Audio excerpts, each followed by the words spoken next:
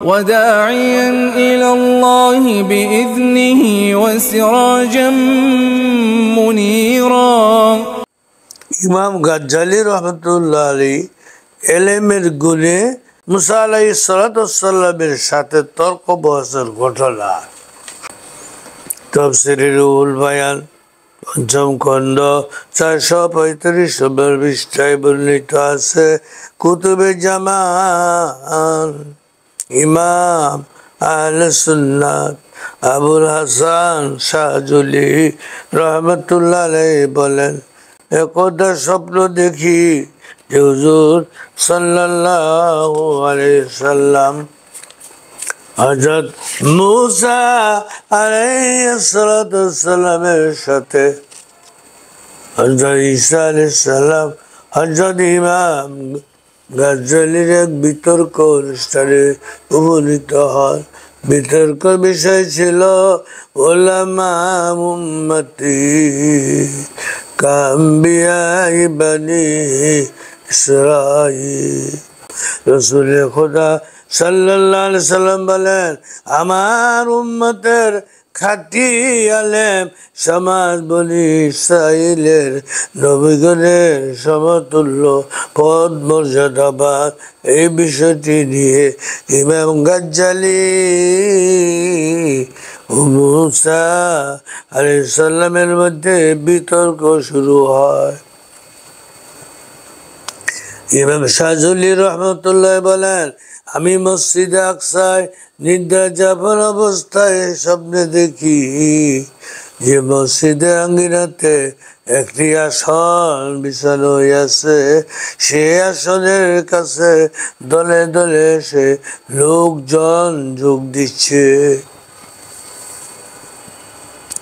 সে মহাসমাবেশের প্রধান অতিথির আসন গ্রহণ করলেন মহানবী দুজাহানের নবী মুহাম্মদুর রাসূলুল্লাহ সাল্লাল্লাহু আলাইহি সাল্লাম।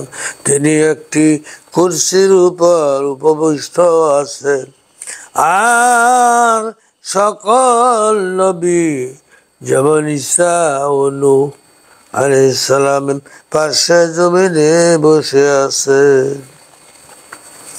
ইমাম গাজ্জালী নীরবে আলোচনা শ্রবণ করছিলেন। হযরত মুসা আলাইহিস সালাম সভাপতি হযরত মুহাম্মদ সাল্লাল্লাহু আলাইহি সাল্লামকে লক্ষ্য করে আরজ করেন, হুজুর, আপনি বলেছেন আপনার উম্মতের আলেম সমাজ আমার বনি ইসরাঈলী নবীগণের সমান। আপনি আপনার উম্মতের মধ্যে একজন বিজ্ঞ আলেমের দৃষ্টান্ত পেশ করুন।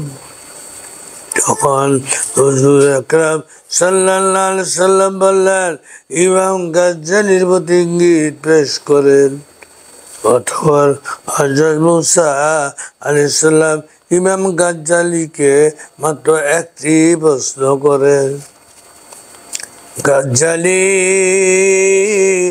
রহমতুল্লাহ আলাইহি সে প্রশ্নের জবাব হিসেবে 10টি জবাব প্রদান করে। তখন মুসা বললেন, প্রশ্ন মোতাবেক জবাব হলো না, একটি প্রশ্নের উত্তর একটি প্রদান করা সঠিক। এখন বলুন, আপনার একটি প্রশ্নের 10টি জবাব দিলেন কেন? তখন ইমাম গাজ্জালী রহমতুল্লাহ আলাইহি বলেন, আপনাকে আল্লাহ তাআলা সূরা তাহা 70 নম্বর আয়াতে একটি প্রশ্ন করেছিলেন, বিসমিল্লাহির রহমানির রহিম ওয়ামা তিলকা বিয়ামিনিকা ইয়া মুসা। হে মুসা, আপনার ডাইন হাতে কি? তদুত্তরে আপনি সূরা তাহার 70 নম্বর আয়াতে বলেছিলেন ক্বালা হিয়া আসায় আতাওয়াক্কাউ আলাইহা ওয়া আহুশু বিহা আলা গনামি ওয়ালিয়া ফিহা মাআরিবু উখরা। এটা আমার লাঠি। প্রশ্ন করেছেন আল্লাহ সুবহানাহু তাআলা, তখন আপনি বললেন এটা আমার লাঠি, এর উপর আমি ভর করি, এর দ্বারা পিঠে গাছের পাতা পেরে শাক পালের খাদ্য যোগাই। এছাড়া আমি এই লাঠির দ্বারা অনেক কাজ সাধন করি। দেখুন, এবার ইমাম গাজ্জালি তাকে বললেন, দেখুন আল্লাহ তাআলা আপনাকে একটি প্রশ্ন করেছিলেন, আপনি কয়টি উত্তর দিয়েছিলেন?